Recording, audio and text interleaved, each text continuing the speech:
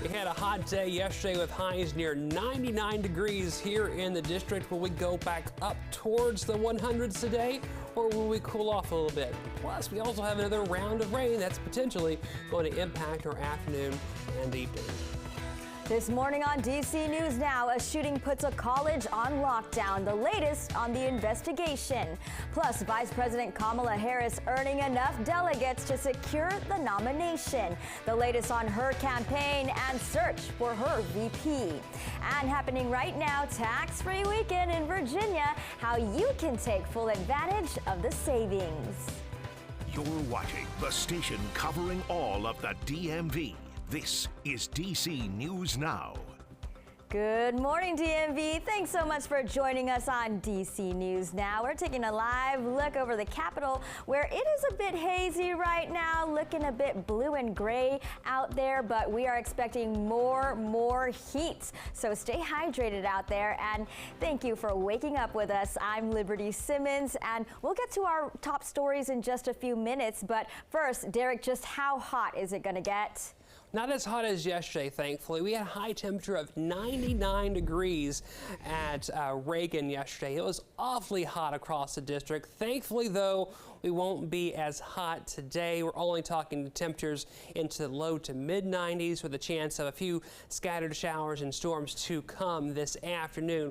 While we had most of the severe weather yesterday across the Delmarva, Jersey Shore, we do have that opportunity to see some more of those showers and storms for the D.C. area today, as well as across areas of southern Maryland and along the Chesapeake Bay regions. Maybe a few isolated showers off towards the west. But with these lower temperatures today, we'll have the better chance of a few more scattered isolated showers, which brings us to our next point, is the flood threat for today across the district. Along the I-95 corridor going up towards Baltimore and beyond, we're seeing that flood watch in effect from 3 p.m. this afternoon until 10 p.m. this evening for a good soaking bits of rain with these scattered showers and storms coming through the area.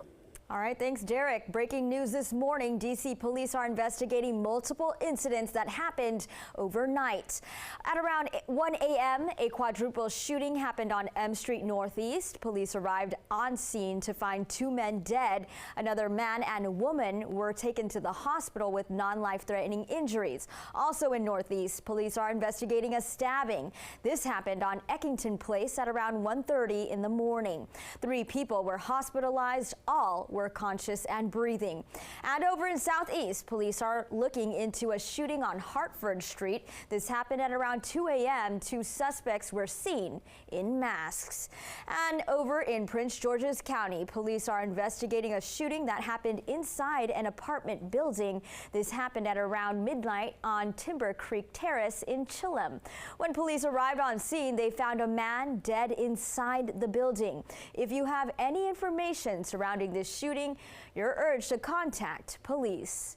In Maryland, in Frederick, Maryland, 2 officers are on leave for shooting a man wanted for sex crimes against a child. It happened Thursday night at the Super 8 Motel. The Frederick County Sheriff says a deputy and an officer shot the man when he refused to come out of his room and said he had a gun. The man is in critical condition. 2 officers are on paid leave while the state police investigate. Developing now, Rockville police are investigating a shooting that sent a college into lockdown. This happened around 4 p.m. yesterday, just outside Montgomery County College.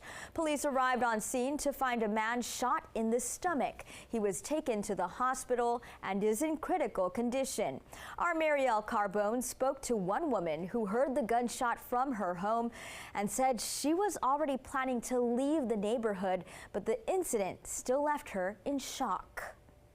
If I wasn't, this would be like me telling my husband, we need to find someplace new. I was a lot more shaken up earlier. I'm kind of calming down a little bit, but I'm an anxious person, and so I'm just not thrilled. The lockdown at Montgomery County College was lifted shortly after the incident. Police say it was only in place as a precaution. And right now, there is no evidence that this shooting has any connection to the college. If you have any information surrounding this incident, you're urged to contact police. And we have an update now on that double shooting in Northeast D.C. that killed a 14-year-old boy. Investigators say David Bailey was shot and killed outside the Lamond Rec Center on Thursday night. A second victim, an 18-year-old man, is in critical condition. DC News Now's Max Marcilla was at the rec center and has the latest on the investigation. Right here is where crews were this morning, wiping away the rest of what was left of an awful scene as police continue to search for the person responsible for a shooting that has shaken this community and taken the life of a 14-year-old boy. On a hot summer Friday, there are no kids playing on the playground, no seniors inside eating meals or taking classes, people walking away from the closed doors of what should be a safe haven. Nothing like this usually has ever happened before. Instead, there is a mother right now with her head hung down, tears running down her face. I'm getting filled up myself. People in this far northeast community are thinking of the family of 14-year-old David Bailey, who was shot and killed here last night. It's a really close-knit community. ANC Commissioner Michael Cohen says this space is so important and he wants to make sure it's safe. Whether that's more resources or more cameras or whatnot. DC police say the shooting happened outside the rec center while a basketball game was happening inside. Both Bailey and an 18-year-old were shot, the 18-year-old then going inside for help. He's in the hospital with critical injuries.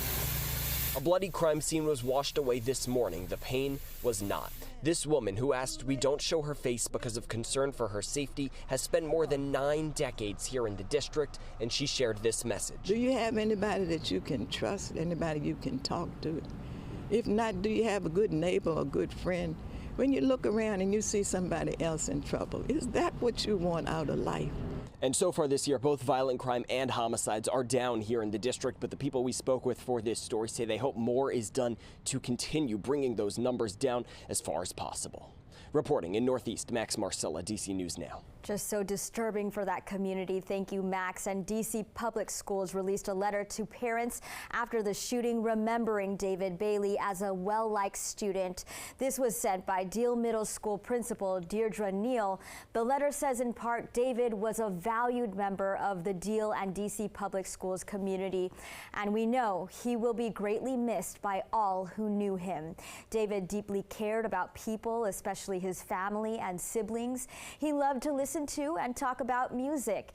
And even though it's summer break right now, mental health support is available for students. A warning from Maryland State Police: beware of fake calls from people impersonating police officers to steal your personal information. Police say the call looks like it's coming from a real Maryland State Police number. And police say if you get a call, ask the caller for their name, rank, badge number, and work assignment. Then hang up and call any state police barrack directly. And you should also know, an officer will never ask you for money over the phone. Vice President Kamala Harris now earned enough delegates to secure the Democratic nomination. Now she's working to pick her own vice president. Our Max Dieknike has more on her win and her search for her VP.